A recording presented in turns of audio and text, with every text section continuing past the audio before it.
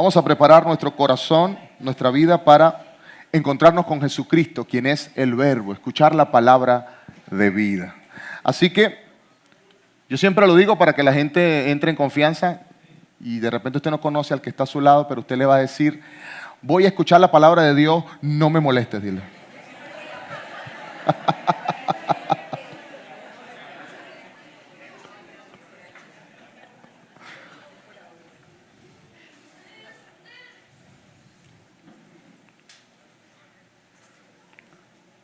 Tenía la oportunidad de visitar una universidad fuera de nuestras fronteras, específicamente en Colombia, hace unas semanas atrás. Bueno, ya ustedes saben, estábamos visitando, además estábamos comenzando el movimiento de Modu Campus allá en Colombia, específicamente en la Universidad Nacional de Colombia, la UNAL. Y es una universidad bien particular, tiene unas características, cada universidad es distinta y particular.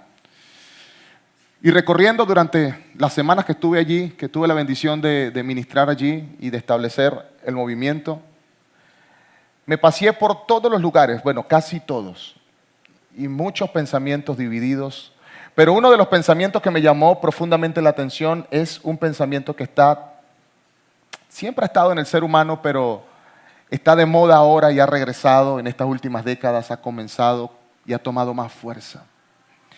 Y es ese pensamiento de la anarquía. ¿Y qué es la anarquía? La anarquía es la idea del desgobierno, sin gobierno. Que no haya gobierno y que cada quien haga lo que le dé la gana.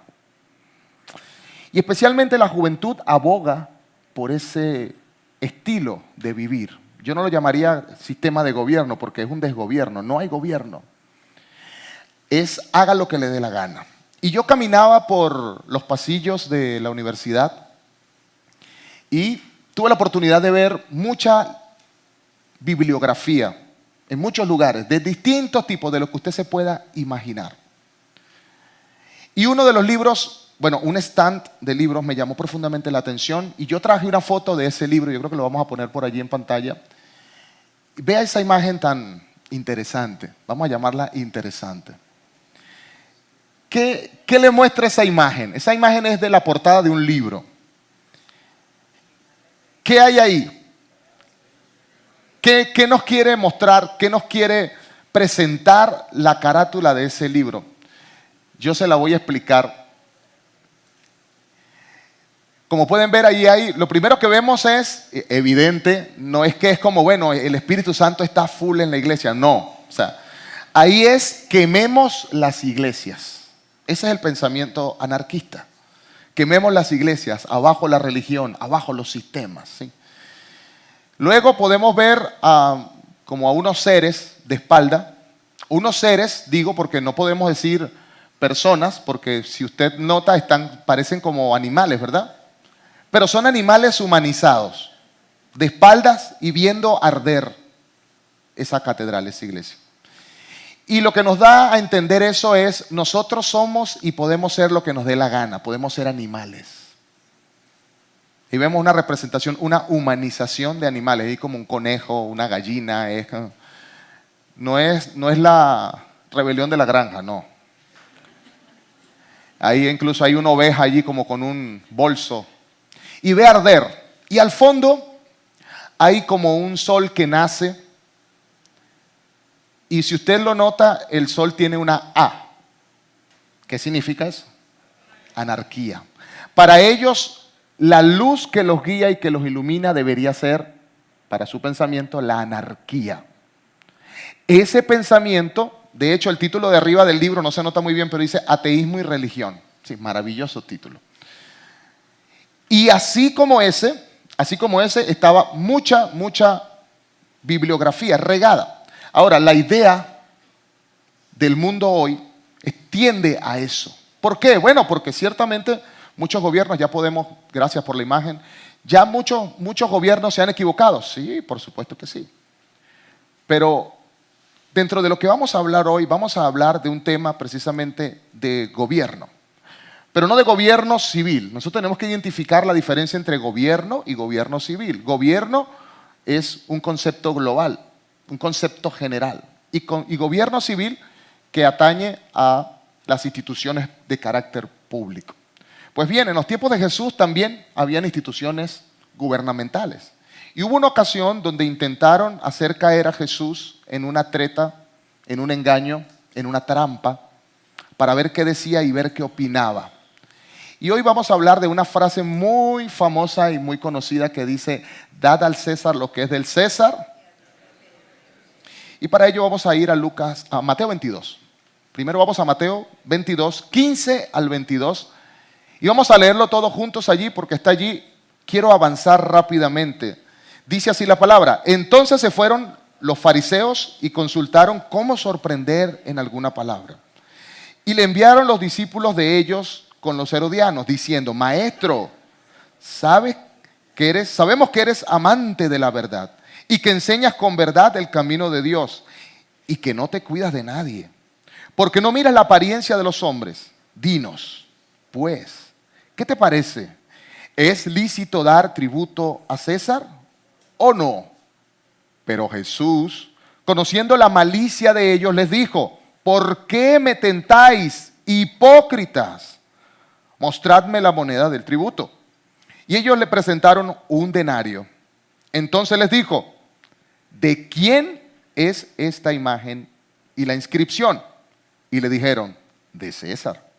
Y él les dijo: dad pues a César lo que es de César y a Dios lo que es de Dios.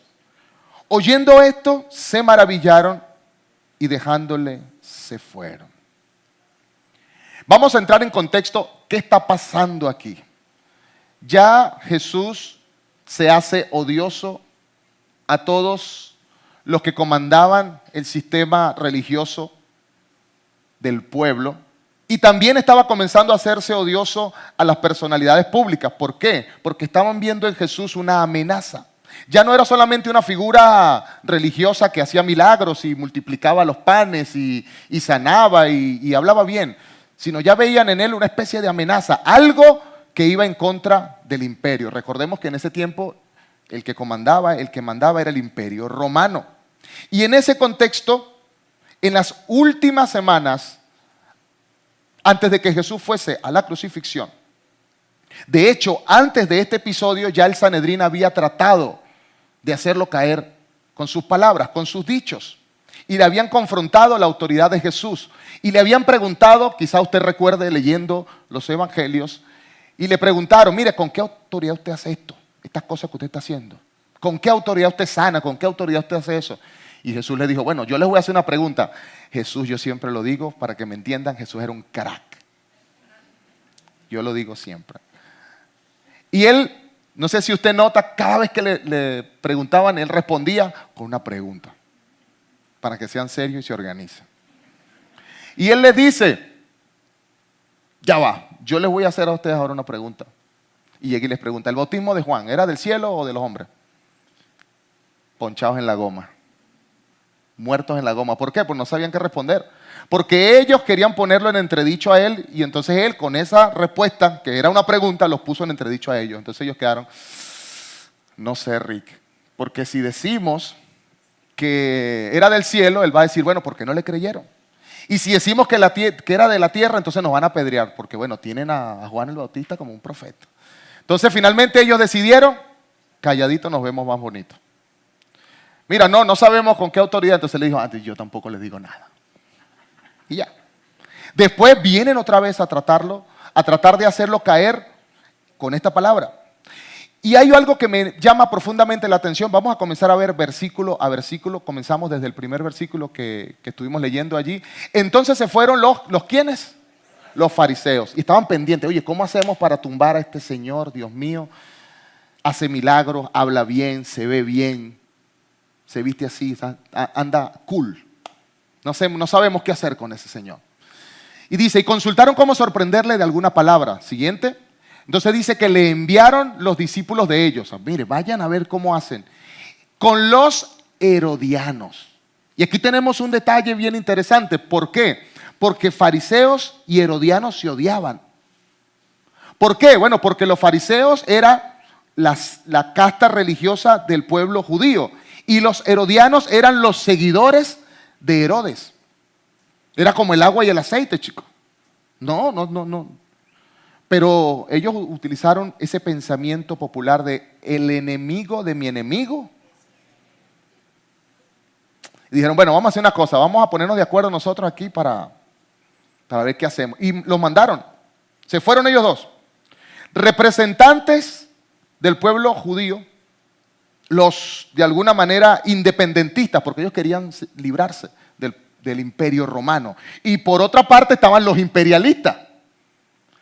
Es como que se junten los azules con los rojos.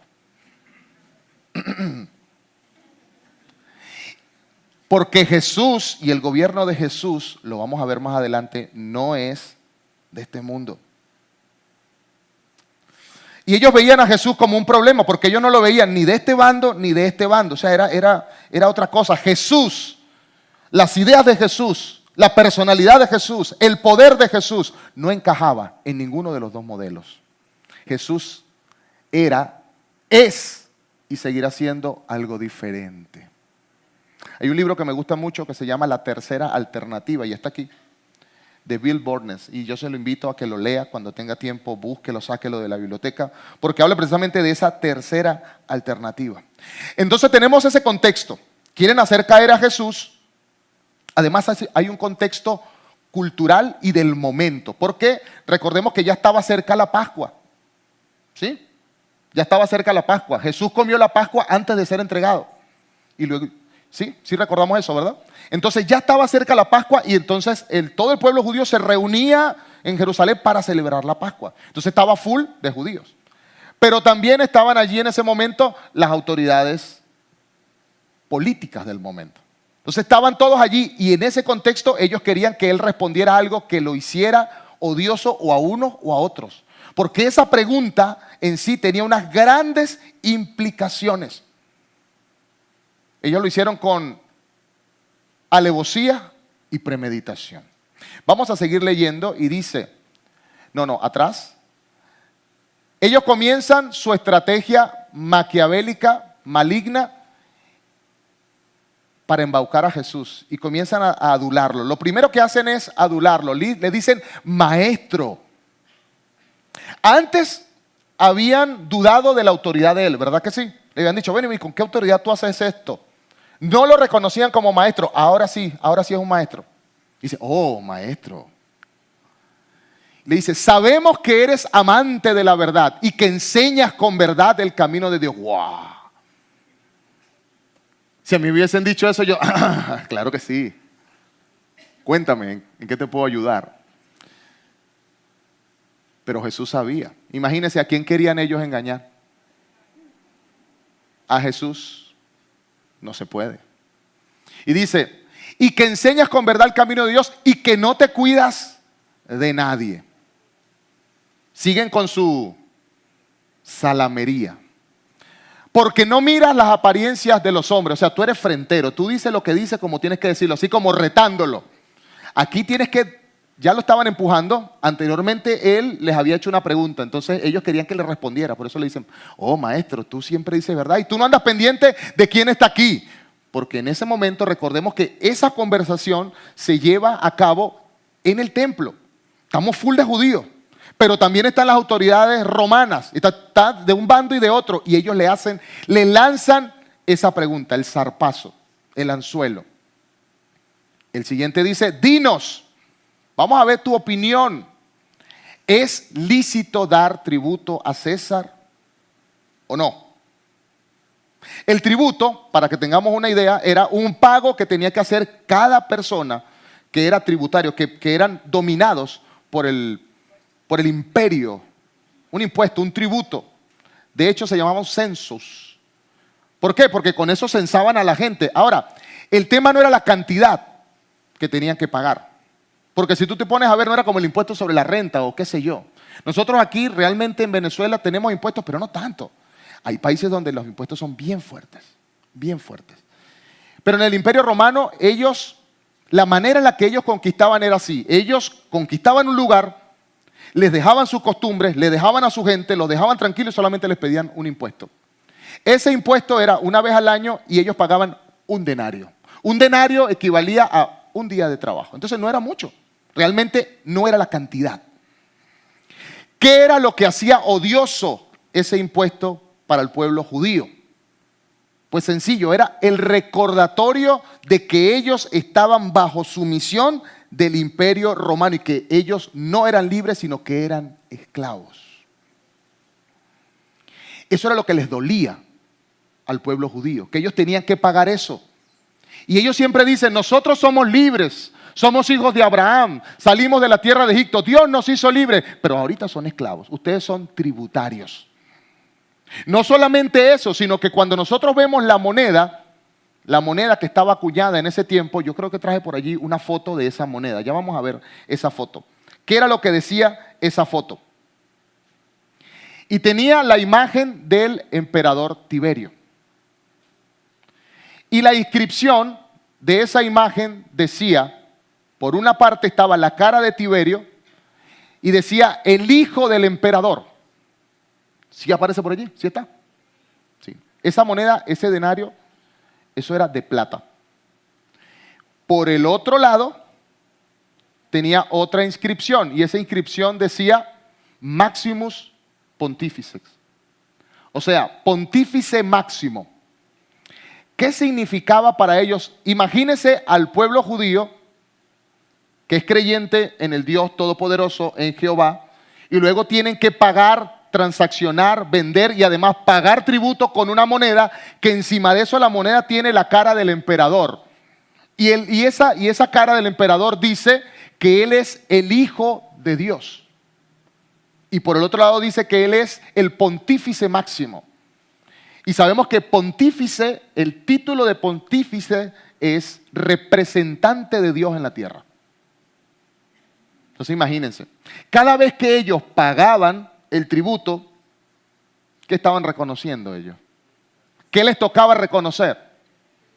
De hecho, ¿qué ley estaban rompiendo ellos? Porque en el Decálogo, en los 10 mandamientos, no tendrás dioses ajenos delante de mí. Y cada vez que ellos tenían que sacar para pagar, decía el Hijo de Dios. Y por el otro lado decía, no te harás imagen, no adorarás a más nadie sino al Dios verdadero. Entonces a ellos les pesaba, era en extremo odioso pagar eso.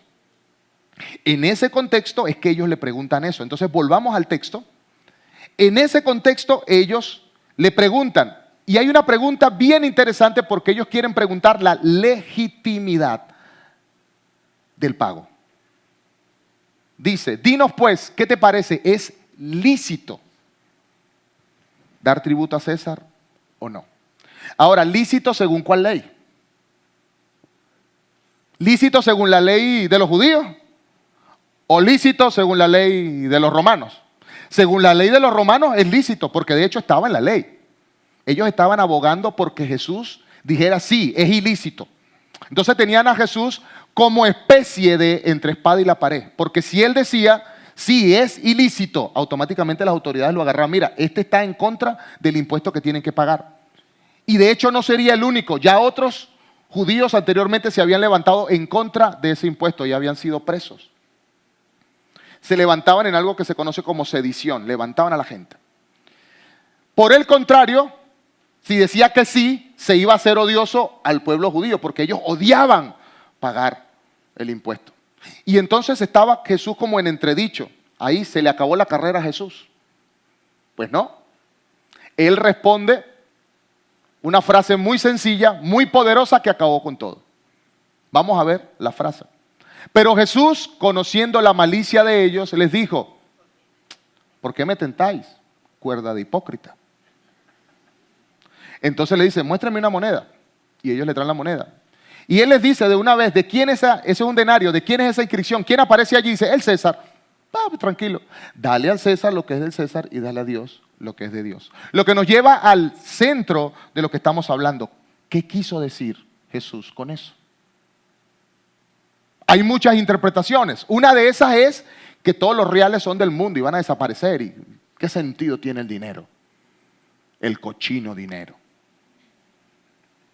O la felicidad no compra el dinero. Hay gente que dice así, ¿no? ¿Cierto?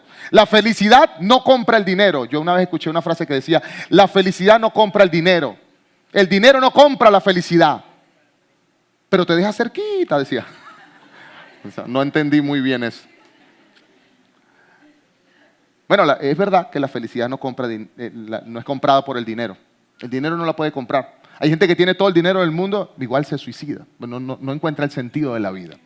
Pero ¿sería eso lo que quería decir nuestro Señor Jesús? O también pudo haber sido que el dinero es malo. ¿No? Había un personaje, lo que pasa es que ustedes todos son muy jovencitos.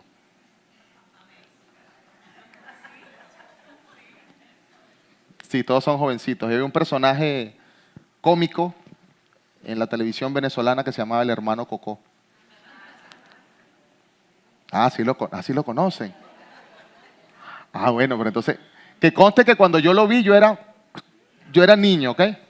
Yo acabo de cumplir años apenas hace 2 días, pero yo era muy niño. Y él decía, yo no toco ese cochino dinero, lo gasto, decía. Ah, sí se acuerdan, ¿verdad? Dejen de ver televisión, lean la Biblia. ¿Qué era lo que quería decir nuestro Señor Jesús con eso? Lo primero que les da a entender es, miren, ustedes tienen que hacer una diferencia entre el reino de los cielos y el reino de este mundo. Es lo primero que ustedes tienen que hacer y que entender. Porque Él les preguntó algo muy puntual. No solamente les dijo que le pasaran la moneda. ¿Qué les dice? Vamos a leer más adelante. ¿El que les dijo? ¿De quién es esta imagen y la inscripción? Pero imagen. ¿Qué quiso decir Jesús con imagen?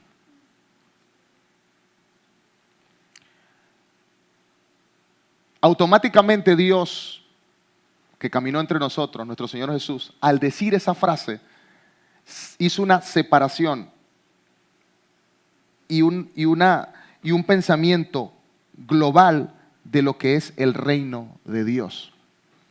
Porque cuando Él dice, denle al César lo que es del César, la razón de darle al César lo que era del César es porque en el denario estaba la imagen de Él.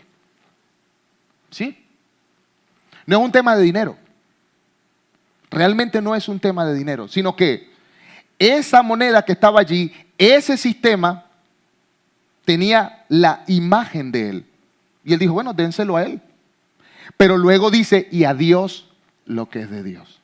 Entonces está bien, nosotros entendemos al César la moneda porque tiene la imagen de Él. Pero y a Dios lo que es de Dios, viene la pregunta entonces en esta mañana. ¿Qué es lo que es de Dios? ¿Qué será lo que es de Dios? ¿Qué quiso decir Jesús con eso? Eso nos tiene que llevar al Génesis. ¿Cierto que sí? Génesis 1:27. Y dice, y creó Dios al hombre a imagen de Dios lo creó, varón y hembra los creó. Y siempre que yo leo estos pasajes, yo aprovecho para decir que hombres y mujeres son iguales delante de Dios, tienen la misma dignidad. Si no es que el hombre es superior que la mujer, todos están en la misma dignidad, porque la misma palabra dice, los hizo al mismo tiempo, varón y hembra los creó. En principio Dios nos hizo seres espirituales, porque Dios es espíritu. Entonces eso rompe con todo ese tema de machismo, feminismo, que tú, que yo, que tú eres más, que yo soy menos. Nosotros en Cristo no tenemos esos complejos. Hombre y mujer tienen la misma dignidad delante de Dios. ¿Cierto? Bueno, pero el tema en sí no es ese. El tema es imagen. ¿Y qué es imagen?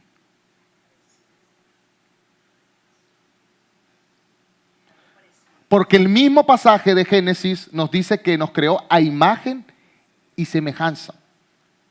En otra parte dice imagen y semejanza. Entonces nosotros tenemos que entender qué es imagen. La imagen es representación de algo en algo. ¿Usted se ha visto en el espejo? ¿Se vio en el espejo esta mañana? Nosotros tenemos una particularidad. Aunque nosotros sabemos cómo somos, siempre nos vemos al espejo todos los días. ¿O usted no se vio en el espejo? Y él me va a decir, no, yo no me vi en el espejo. Pasaste por frente de un carro y por lo menos viste algo. Y nosotros somos así, queremos ver nuestra imagen. Entonces, la imagen es el reflejo de algo en algo. La semejanza, por otra parte, es algo parecido, pero que no es igual. Y ahí tenemos imagen y semejanza. Lo que nos atañe a nosotros es imagen. ¿Qué significa imagen? Que Dios puso en nosotros su esencia. Y cuando nosotros leemos todo el Génesis, no dijo eso con nada de lo que Él creó y ni con ningún mandato que Él dio, produzca, haga, en ningún momento. El único momento donde Él dijo imagen fue cuando nos creó a nosotros. Entonces nosotros portamos, diga conmigo, portamos la imagen de Dios. Y eso tiene una serie de implicaciones. Porque fíjense, si Jesús les está diciendo en ese preciso momento que esa moneda es del César porque tiene su imagen, y nosotros somos hechos a imagen de Dios, entonces ¿de quién somos nosotros? Tan sencillo como eso, con una frase tan sencilla como esa, Jesucristo les está diciendo, sí, denle la moneda a Él, pero todos ustedes le pertenecen a Dios. Todo. Y no solamente ustedes, sino lo que tienen ustedes, porque todo existe por Él y para Él. Eso es lo que nos dice precisamente Colosenses. Colosenses 2:3 nos dice eso. En quien están escondidos todos los tesoros de la sabiduría del conocimiento en Cristo Jesús. El saber, el conocer. La respuesta es Jesús. Ahora nosotros tenemos entonces un dilema porque, significa que entonces las autoridades gubernamentales no importan y nosotros podemos hacer lo que nos dé la gana y ese es el concepto de anarquía y no es así. ¿Por qué? Porque las instituciones establecidas fueron idea de Dios. Vamos a ver lo que dice la palabra en Romanos 13, 1 y 2. Dice, sométase toda persona a las autoridades superiores porque no hay autoridad sino de parte de Dios. Y las que hay por Dios han sido establecidas. Dios pensó también en el gobierno civil como una estructura legítima. ¿Para qué? Para limitar la maldad en el mundo.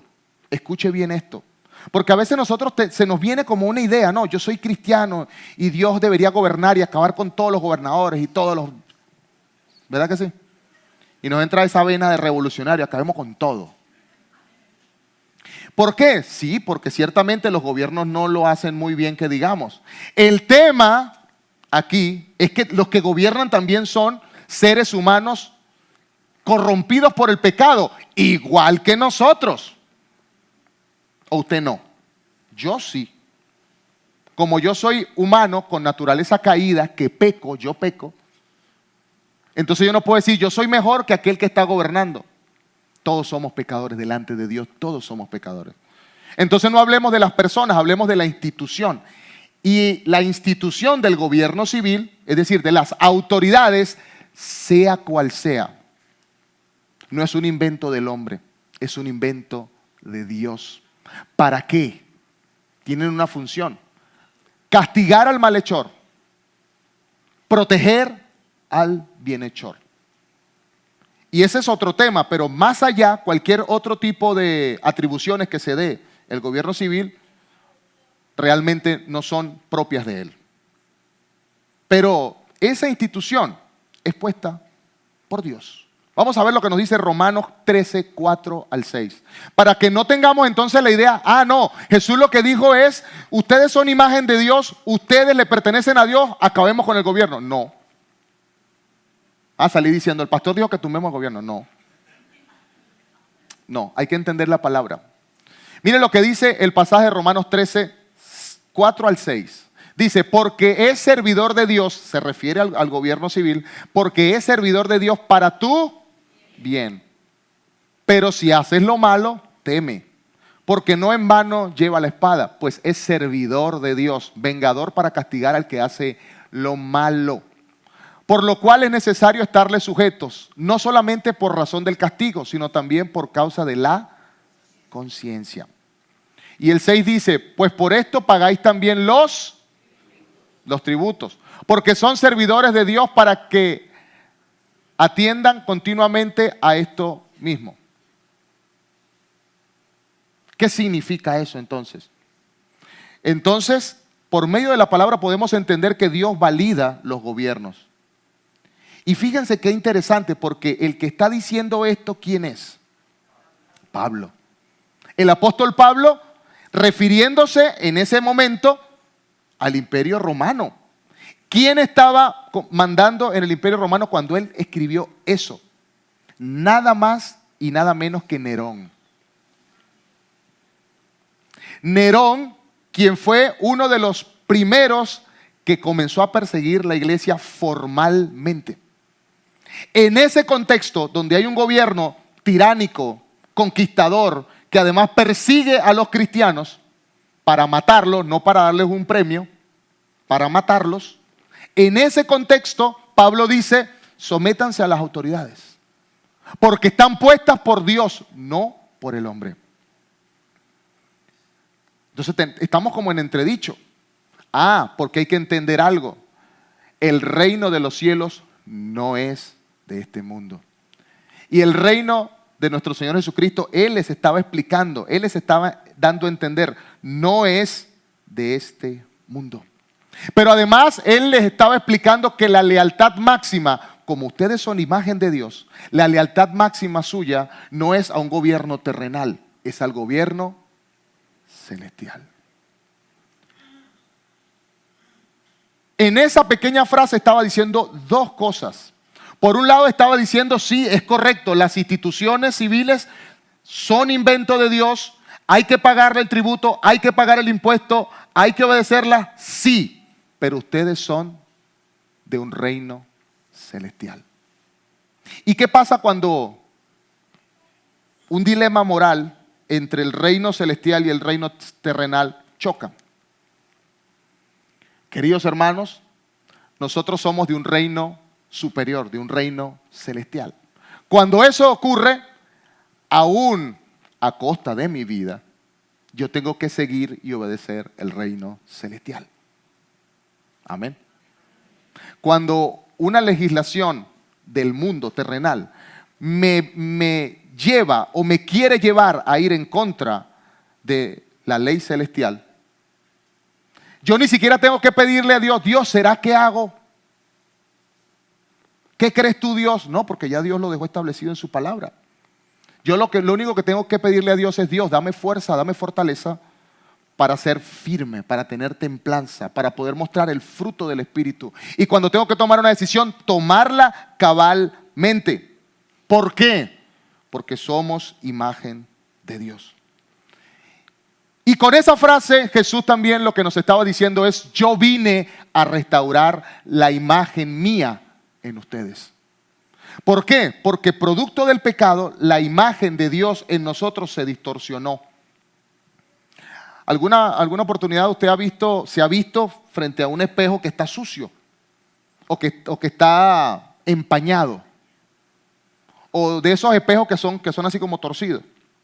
Entonces usted se ve como raro, usted se ve como estoy como extraño. Y eso pasó con nosotros por efectos del pecado, en la caída.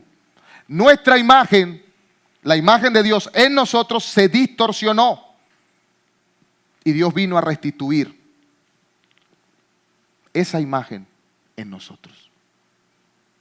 ¿Por qué? Porque nuestro corazón ahora, por efectos del pecado, es del continuo al mal. Y aunque tú no lo quieras creer, y aunque tú no lo quieras reconocer, tu mente y tu corazón siempre van a querer la anarquía. ¿Por qué? Porque tu carne siempre va a buscar hacer lo que quiere, como quiere, cuando quiere. Tú puedes tener y tú puedes pretender querer tener fuerza de voluntad. Hay gente que tiene mucha fuerza de voluntad, pero finalmente nuestra carne, nuestra naturaleza caída quiere hacer lo que le da la gana. Y es la verdad. Nuestra vida entonces tiene que tener ese encuentro y esa confrontación con la verdad de Jesús, porque Él vino a restaurar su imagen en nosotros. Vamos a leer lo que nos dice Romanos 8:28. para entender por qué razón. Dice, y sabemos que a los que aman a Dios todas las cosas le ayudan a bien. Ese me gusta mucho y nos gusta mucho ese pasaje. Esto es a los que conforme a su propósito son llamados. Y luego dice, porque a los que antes conoció también los predestinó para que fuesen hechos conforme a la imagen de su Hijo, para que Él sea el primogénito entre muchos hermanos. Dice, los predestinó para que fuesen hechos conforme a la imagen de su Hijo. Y es lo que vino a hacer Jesús aquí en nuestra vida. ¿Por qué hay tanta maldad? ¿Por qué hay tanta dificultad en el mundo? ¿Por qué hay tanta corrupción? ¿Por qué los sistemas están de esta manera? Porque el mundo aboga desde el pecado hacia la anarquía. Y hay una frase que dice, el poder absoluto corrompe absolutamente. ¿Por qué? Porque aunque tú estés en un sistema de poder, el corazón humano va a ir caminando poco a poco hacia la anarquía. Y quizás tú no lo quieras reconocer. Y quizás yo no lo quiera reconocer. Y quizás nosotros no querramos reconocerlo. Pero nuestro corazón, dice la palabra, es de continuo al mal. ¿Qué significa eso? Que es de continuo a la anarquía. Yo quiero leer un pasaje, es un poco extenso, pero quiero que lo leamos, Efesios 1, del 3 al 12. Lo voy a leer muy rápido. Dice, bendito sea el Dios y Padre de nuestro Señor Jesucristo, que nos bendijo con toda bendición espiritual en los lugares celestiales en Cristo, según nos escogió desde antes de la fundación del mundo para que fuésemos santos, sin manchas delante de Él en amor, habiéndonos predestinado para ser adoptados como hijos suyos por medio de Jesucristo, conforme al beneplácito de su voluntad, para alabanza de la gloria de su gracia, de la que nos ha colmado en Él amado, en quien tenemos redención por medio de su sangre, el perdón de los pecados según las riquezas de su gracia, que hizo sobreabundar para con nosotros en toda sabiduría e inteligencia, dándonos a conocer el misterio de su voluntad según su beneplácito, el cual se había propuesto en sí, con miras a restaurar todas las cosas en Cristo, en la dispensación del cumplimiento de los tiempos, tanto en las que están en los cielos como las que están en la tierra.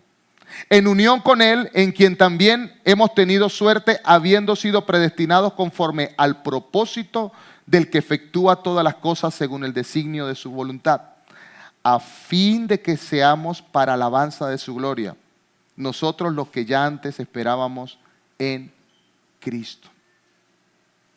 Las implicaciones de esa frase es el entendimiento de que nosotros fuimos creados para gloria de Dios. Amén. Pero el pecado corrompió nuestra imagen, la imagen de Cristo en nosotros. Hoy, Dios, por medio de este pasaje, nos recuerda, no es solamente un tema teológico, también es un tema político. Un tema teológico por cuanto nosotros necesitamos entender que somos imagen de Dios, entonces todo lo que tenemos le pertenece a Dios. ¿Qué cosa de las que tú tienes no le pertenece a Dios? Reformulo la pregunta. ¿Qué cosas en tu vida no le has entregado a Dios? ¿Tú le perteneces totalmente a Dios? ¿Sí o no? ¿Tus hijos le pertenecen a Dios? ¿Tu familia le pertenece a Dios? ¿Tu trabajo le pertenece a Dios? ¿Tu comunidad le pertenece a Dios? ¿Cómo estamos caminando y trabajando hacia que eso se convierta en una realidad en nuestra vida? Y hace un momento, cuando comenzaba en la enseñanza, en la predicación, les mostré esa imagen de la anarquía. Pues hoy nos llama Dios a reflexionar en nuestra vida. ¿Qué áreas de nuestra vida quizás están caminando hacia la anarquía? Sin darnos cuenta, sin percibirlo en nuestra mente. ¿Qué áreas, pequeñas áreas de nuestra vida, caminan hacia un estado anárquico?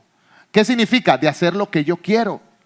Cuando yo quiero hacer lo que yo quiero, lo que me da la gana, entonces cuando Dios me presenta un mejor camino, yo siento mucho peso. Y ahí es donde la gente entra en un dilema. Ay, ser cristiano es cumplir un montón de reglas. Ay, tan aburrido. Y no hacer, y no hace. Pues déjeme decirle que no, esa no es la vida en Cristo. La vida en Cristo no es eso. La vida en Cristo es entender que yo soy imagen de Él. Y yo voy a ser bendecido gozoso en reflejar su imagen con toda mi vida.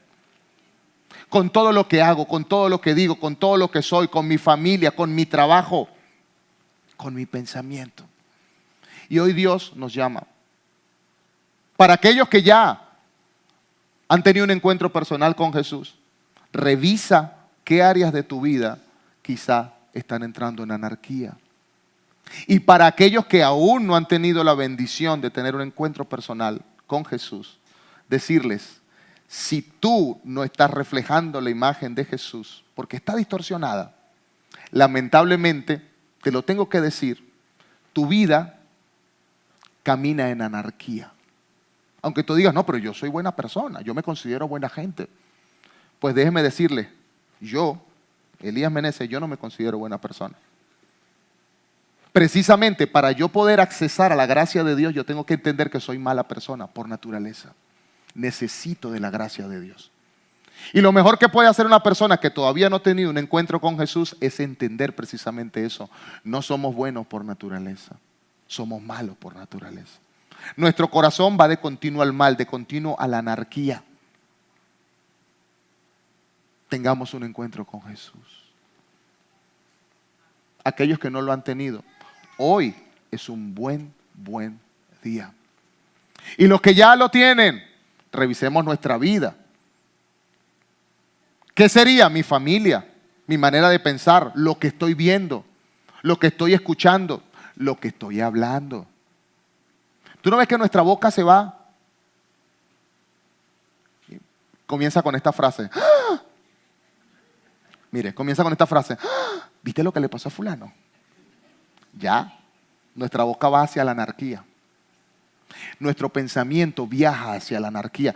Tú, y yo te lo digo porque a mí me pasa, me siento y digo, voy a orar, y mi mente empieza a irse para todos lados. Señor, pero yo quiero concentrarme en ti. Mi mente va a la anarquía, quiere pensar 10,000 cosas, otra cosa. ¿Te ha pasado? A mí me pasa. Y yo tengo que decir, Dios, yo rindo mi mente a tu voluntad. Y ahí es donde tenemos que entender que ese es el concepto de Jesucristo es nuestro Rey. Que así como en ese momento Él dijo, denle a César lo que es del César, démosle hoy a Dios lo que es de Dios. ¿Y qué es de Dios? Todo, toda nuestra vida. Y será la vida más maravillosa que tú puedas vivir. Porque ya lo que vas a hacer no lo vas a hacer por compromiso, sino lo vas a hacer por gusto, por amor. Es más, se lo voy a decir, por orgullo santo. Yo me siento orgulloso de portar la imagen de Jesús en mí. ¿Y qué es eso? Que yo hago su voluntad, yo cumplo su voluntad, yo quiero caminar con Él. Quiero hacer lo que Él hace, quiero caminar como Él camina, quiero decir lo que Él dice. Quiero caminar en el poder del Espíritu. ¿Cómo puedo conocer? ¿Cómo puedo entonces hacerlo, pastor? Muy fácil. Abre tu Biblia, comienza a leerla.